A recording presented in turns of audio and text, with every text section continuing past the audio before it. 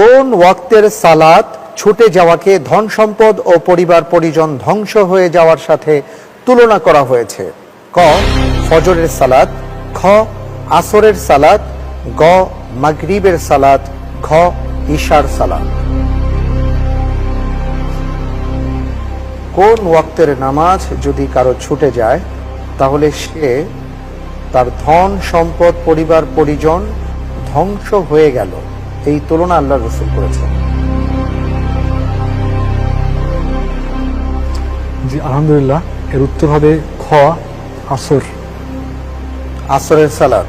জি আপনি life line নিচ্ছেন না? জি লক করে দেব। জি খ আসরের সালাত।